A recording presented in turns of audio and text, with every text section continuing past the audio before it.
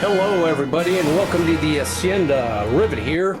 Today we're going to make something delicious and completely appropriate for this Halloween time. Dracula's chicken. Fascinating dish, perfect for the cold winter weather. Just a one-pot belly warming meal. And what I want to share with you today is the backstory on how I came about to develop this recipe.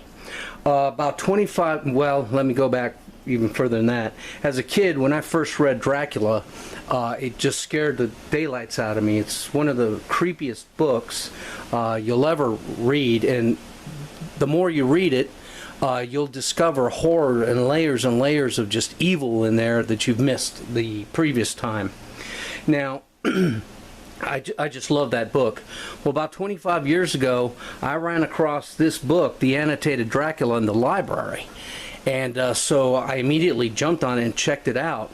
And what an annotated book is, and in this case it annotates Dracula, an author will go in there and go paragraph by paragraph, or sometimes line by line, in a novel, and just explain and have notes on the side to flesh out the details of the book. And let me give you an example here. Where are we? It'll have, this section is the actual chapter 6 of Dracula, and here's the annotated notes, and it describes and fleshes out the information in there. So one of the things in Dracula is when Jonathan Harker's traveling to Dracula's castle, he's one day coach ride from the castle. He stops at this hotel for the night, and he has what's called paprika hendel, and it describes the dish, and I was fascinated by that, and I thought, oh, I gotta try it.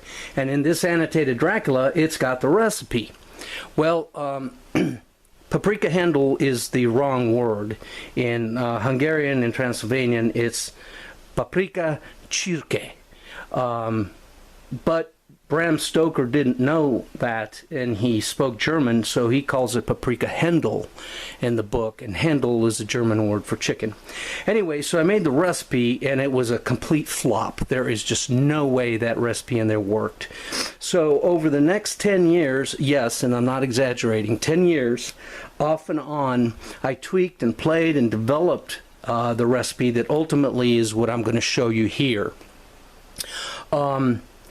So after that, it's been a regular in the household. It's a delicious dish, and so stick with me and I'll show you how it's done, and we're going to celebrate Halloween with paprika cirke.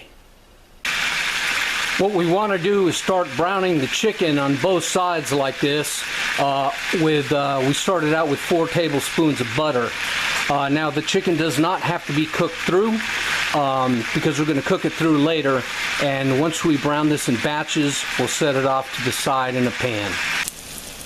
Alright, after the chicken was browned, we removed it off to the side. We've taken out all except 4 to 5 tablespoons of the chicken fat, to which we started to caramelize the onions over medium heat. About after 20 minutes, they're just right. And now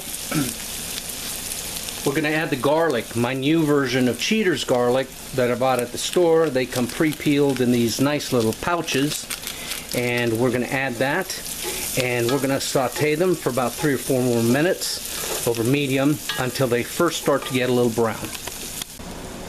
Okay, after a few minutes, we've removed the pot off the heat, and we add the salt and pepper and half the paprika, to which we're going to stir and incorporate really well, and we took it off the heat because we don't want it to scorch.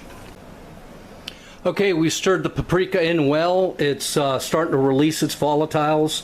Now we're going to add the V8 juice, all except about, oh, I'd say maybe a cup. You want to reserve a little bit back. No. Okay, once we add all that, we're going to reserve about this much. We're going to bring it up to a simmer. Okay, now we got the chicken, the sauce simmering. We've nestled the chicken back in there with all its juices. Now we're going to cover it and we're going to cook it on low, number 2, for 1 hour. So join me then.